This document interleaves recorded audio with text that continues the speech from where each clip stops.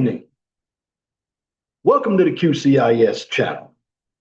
Where on this channel, you get a daily dose of science, technology, engineering, and math. My name is Leon Jones, and I'm going to do a short video tonight on what is environmental science. Now, there is a field out there called environmental engineering, and environmental engineering involves all the engineering principles and environmental science. Now, to actually understand environmental science, you need to understand biology, physics, and some chemistry. And there is a FE examination, which I did take. I didn't do very well on it, but it had a lot of environmental science on it. And within environmental science, you need to understand moles, Avogadro's number, 6.023 times 10 to the negative 23rd. You need to understand the periodic table. You get an air pollution, you get in water pollution, you get in fluids. It's a very good field. Now I'm going to go ahead and just share my screen.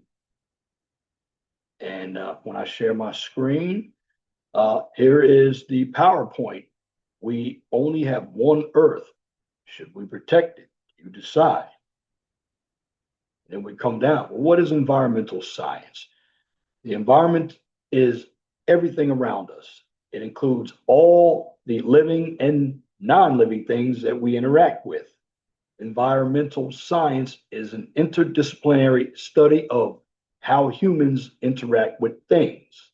It involves natural sciences, chemistry, biology, ecology, geology, physics, and it also involves the social sciences such as geography, economics, political science, demography, anthropology, and also the humanities, which in the humanities area, you have a lot of your philosophy and ethics.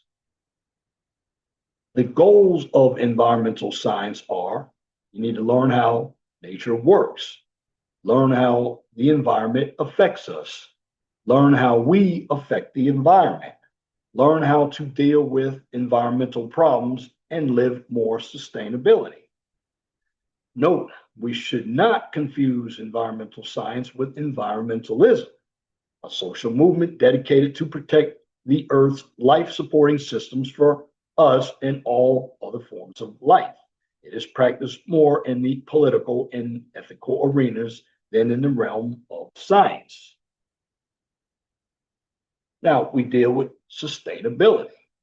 It is the ability of the Earth's various natural systems and human cultural systems and economies to survive and adapt to changing environmental conditions indefinitely. So it is the central theme of what I'm talking about tonight.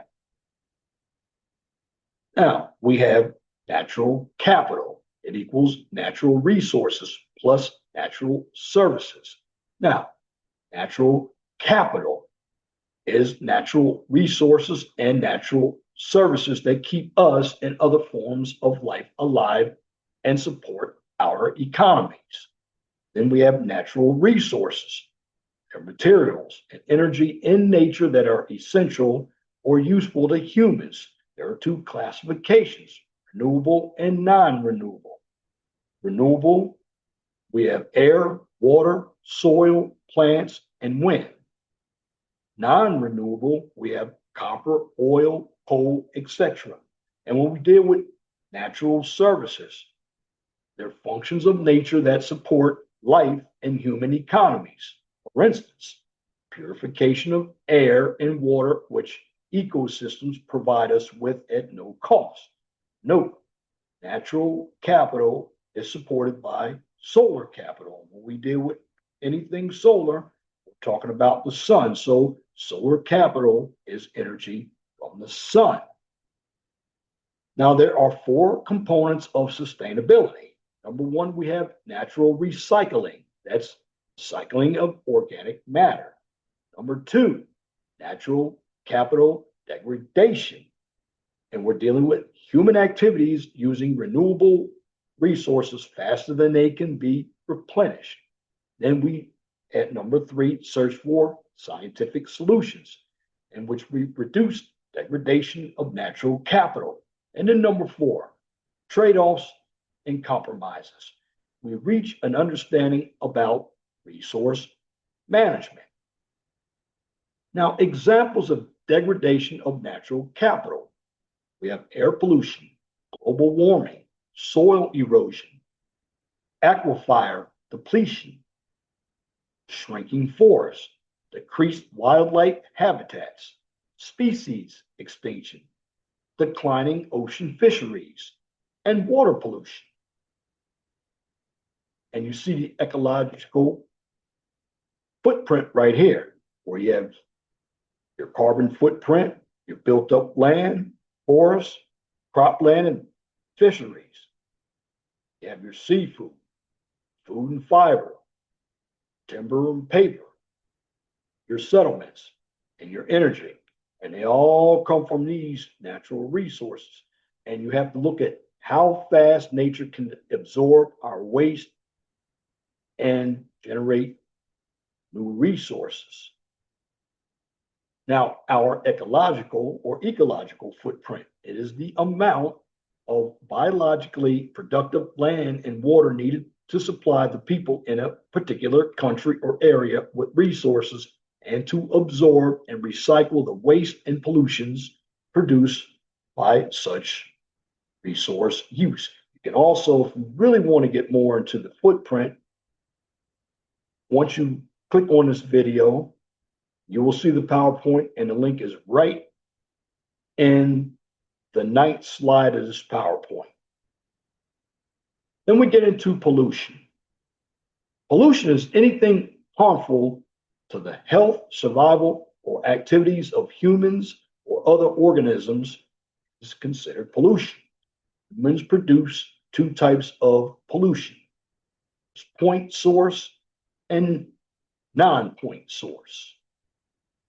When we talk about point source pollution, we're talking about single identifiable sources of pollution. Examples: smokestack of a coal burning power or industrial plant, the exhaust pipe of an automobile, and the drain pipe of a factory. Then we deal with non-point source pollution, which is dispersed and often difficult to identify. But here are some examples. You have pesticides blown from the land into the air and runoff of fertilizers and pesticides from farm lands, lawns, gardens, and golf courses into streams and lakes. Now, again, there are two main types of pollutants. You have biodegradable, which are harmful materials that can be broken down by natural processes. Examples are sewage and newspapers. Then you have your non-degradable types of pollutants, which are also harmful materials that natural processes cannot break down. And we're talking about lead, mercury, and arsenic.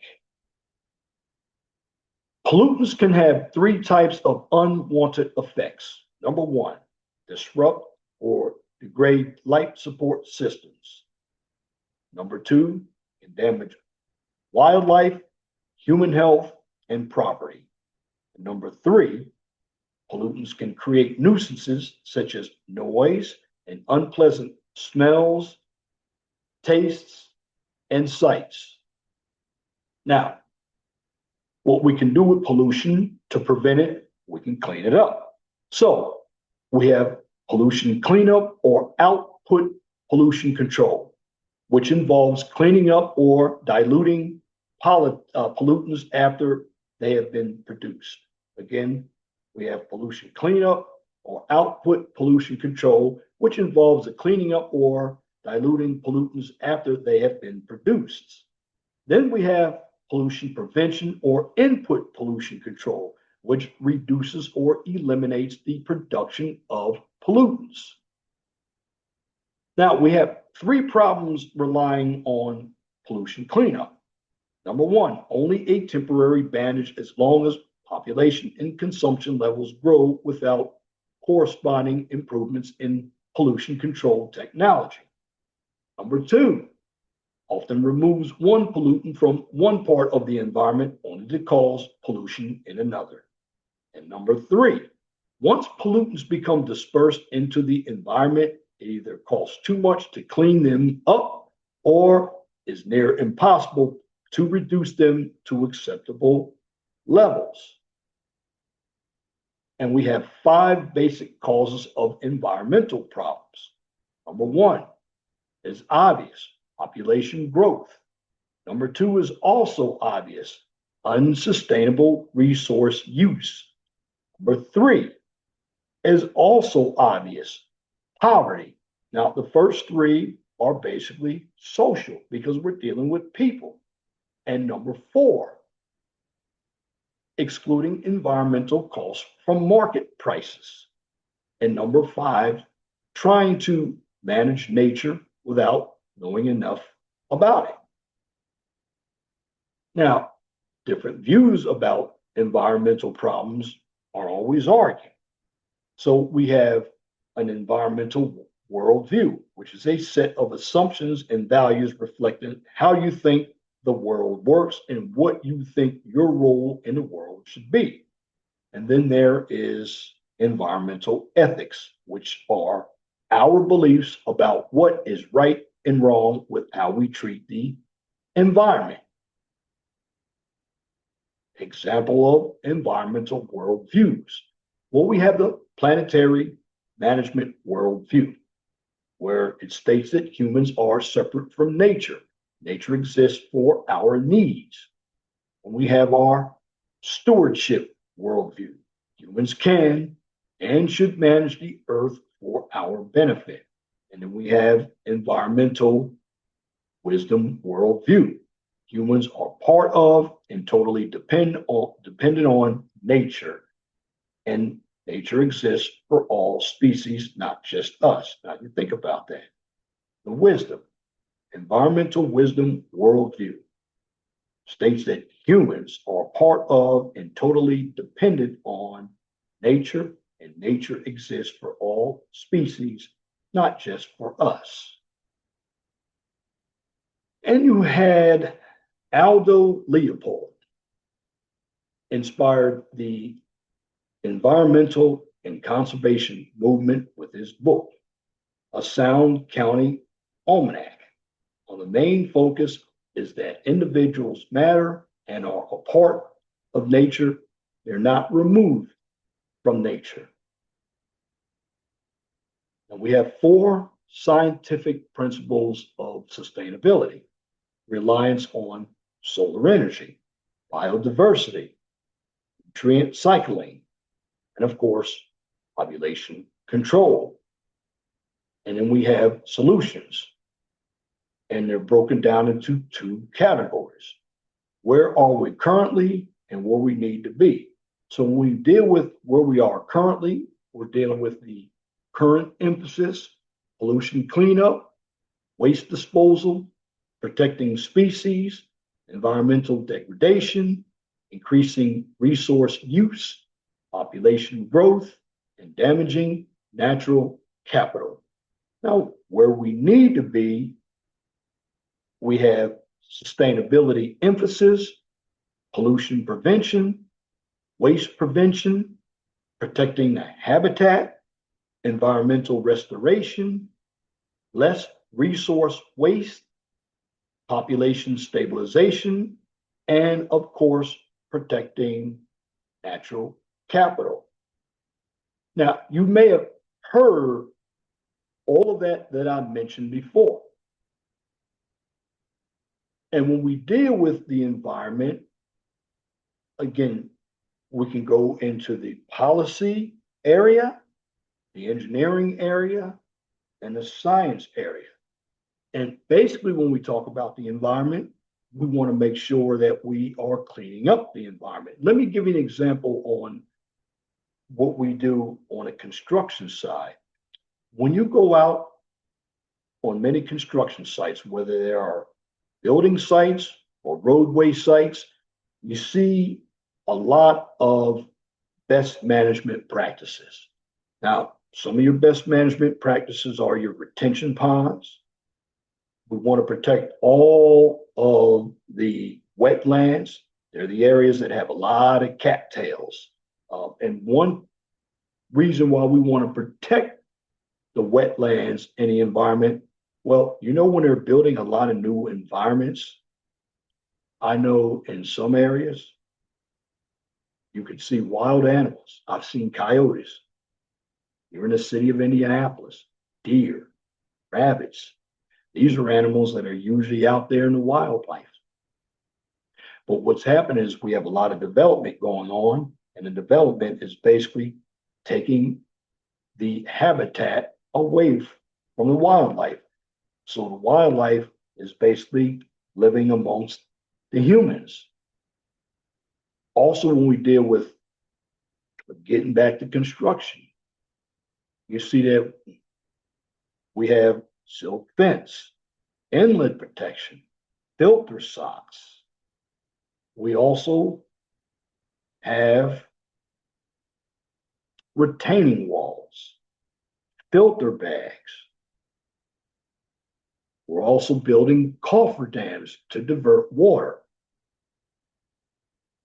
We have a lot of areas that we're covering in construction.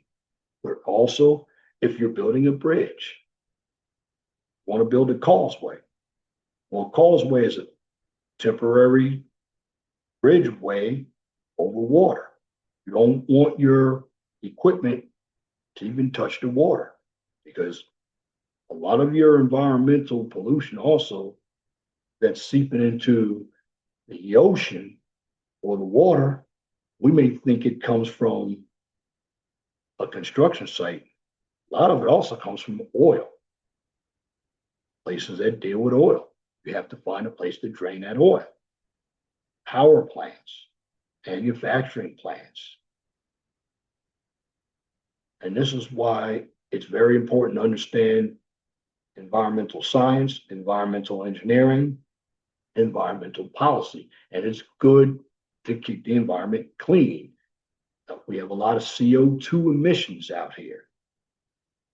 I know over in Europe, they tend to be a little bit better in pollution because one aspect that they don't want to deal with here are nuclear power plants. Of course, we had 3 Mile Island, which I've been by 3 Mile Island in Harrisburg, Pennsylvania, a number of times.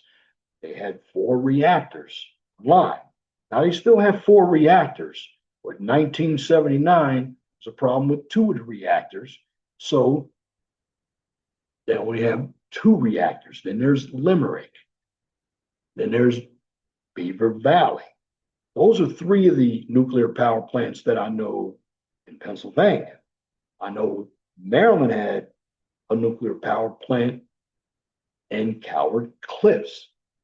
Again, well, your nuclear, oh, there's another one in Pennsylvania, the 4th one. It's in Limerick, right along the Schuylkill River when you're traveling down US 422 between Reading and Philadelphia, just before you hit US 202, or you're going down the Schuylkill Expressway. And I believe there's another one somewhere on the Susquehanna as well.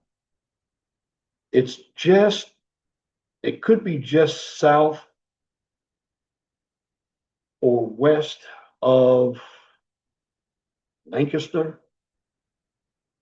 And I don't know any nuclear power plants here in Indiana.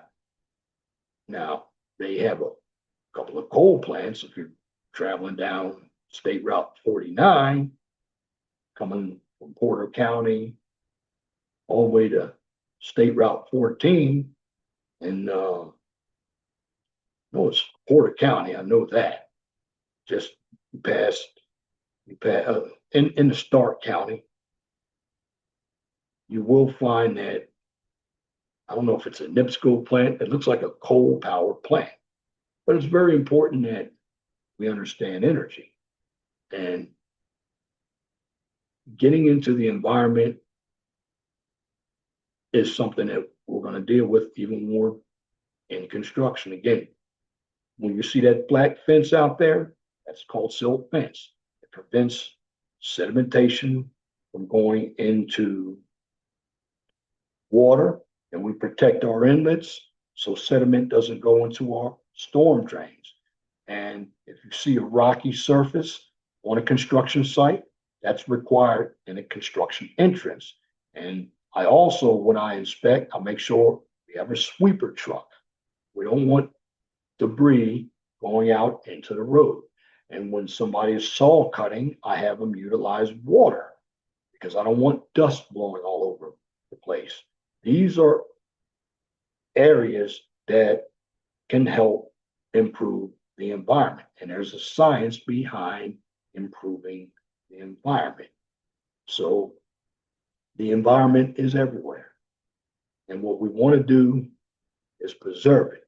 In order to preserve it, we need to understand how to manage it. And the only way that's going to take place is if we continue to educate ourselves and we take the environment seriously. And that concludes this topic on environmental science. If you like what I just presented, please comment, share, and subscribe. And if you are looking for some political and social content, you check out my main channel, the 411 Talk Zone radio show. Now, here's where you can find me. 411 Talk Zone radio show channel. You can find me here on YouTube. Also find me on X, formerly Twitter, True Social, and Rumble. Here on the QCIS channel. You can also find me YouTube, LinkedIn, and X, formerly Twitter. Now I'm in the process, as you see, I'm improving the channel. You see different backgrounds. The grassy background made it real simple for this video to be produced today. But I'm looking at moving the days that I produce videos.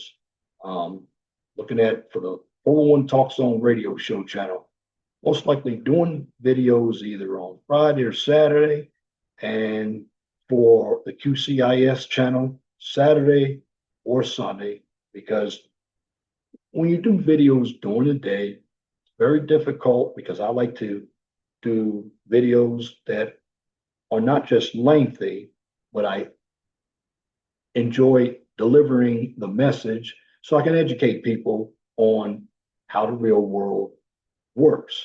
So just stay tuned. I'm going to have better content. The channel will continue to be improved. And all I want you to continue to do is like, share, and subscribe to this channel, because I'm one of the only persons, particularly in the Black sector of YouTube, that is bringing you educational content. But again, that concludes this topic on environmental science right here on the QCIS channel. On this channel, you get a daily dose of science, technology, engineering, and math. Till next time, my name is Leon Jones. I want you all to have a wonderful and gracious evening.